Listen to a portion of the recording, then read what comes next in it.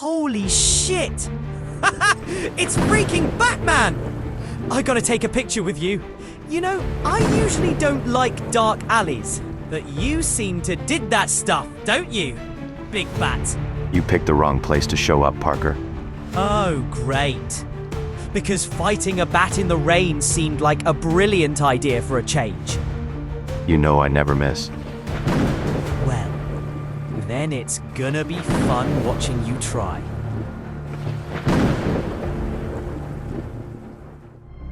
Preparing a plan against Superman was a test of strength. Against Flash, it was a race against time. But Spider-Man, he's different. He's not the strongest nor the fastest, but he's unpredictable. This unpredictability makes him dangerous.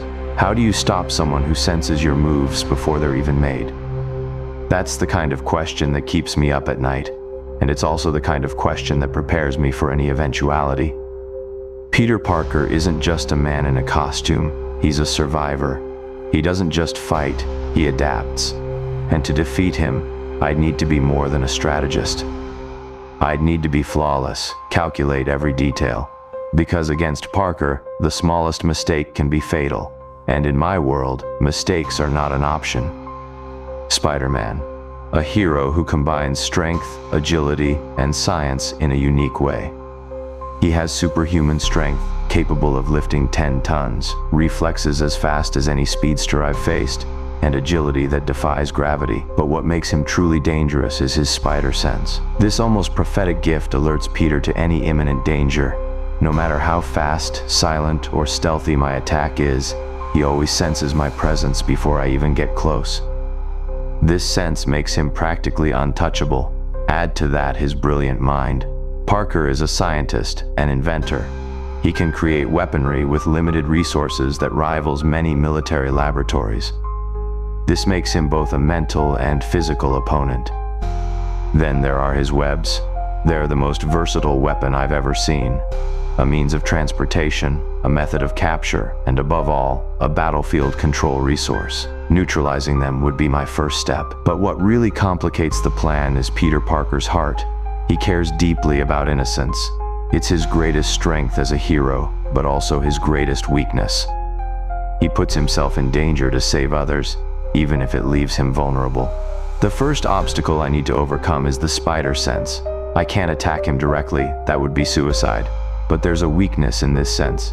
It can be overloaded. Bombarding him with simultaneous visual, sonic, and tactile stimuli can confuse his brain and create an opening. For this, I would use a swarm of drones equipped with distraction devices. It's not just noise, it's chaos. Moreover, the spider sense doesn't work as well against attacks he doesn't recognize as dangerous. He relies on experience to interpret the signals. Therefore, using weapons and gadgets he's never seen before is an effective way to bypass his perception. Next comes neutralizing his webs. I can't let him use his most effective weapon. For this, I've developed a corrosive gel that dissolves the chemical compound of his webs on contact. This gel would be stored in capsules launched by batarangs. With this, his webs would quickly become useless. But Parker is also an inventor. If he has time, he can create an improvised solution to restore his webs.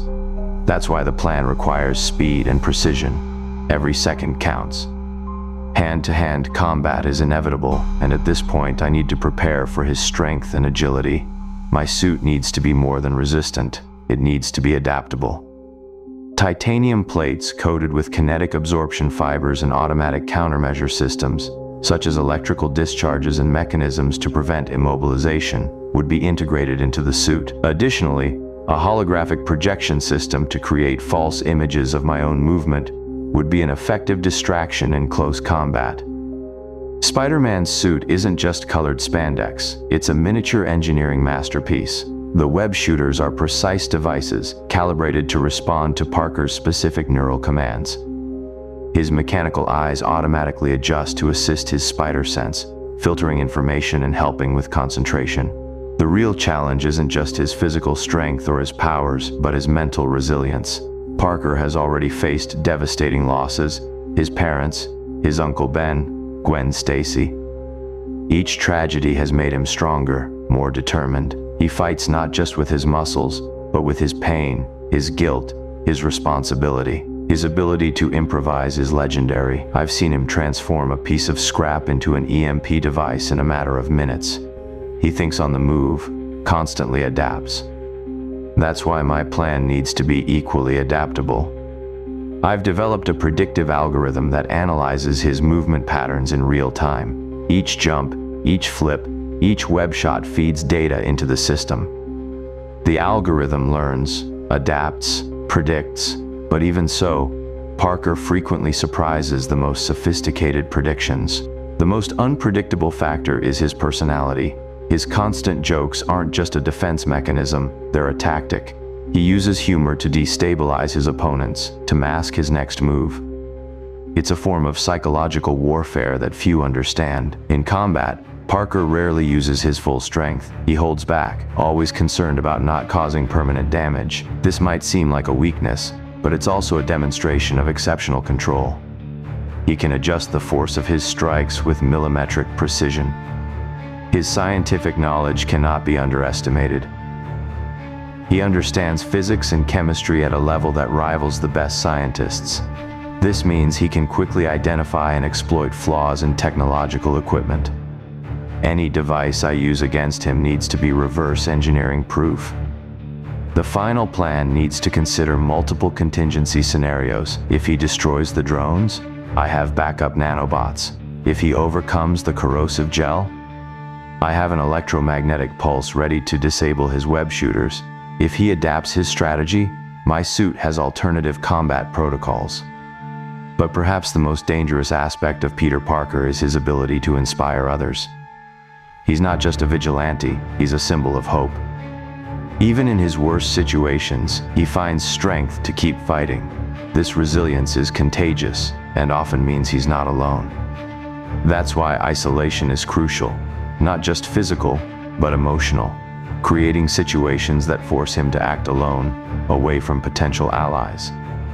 But even this is a calculated risk. Parker is often more dangerous when cornered. This plan isn't just about brute force or advanced technology. It's about understanding the essence of what makes Spider-Man who he is. It's about respecting an opponent who, in many ways, represents the best of humanity, resilient, resourceful, compassionate, and tireless. In the end, the real question isn't whether I can defeat Spider-Man, it's whether I should. Because in a world of superheroes and villains, sometimes the line between preparation and paranoia becomes thin, but it's better to have a plan and never need it than to need a plan and not have one.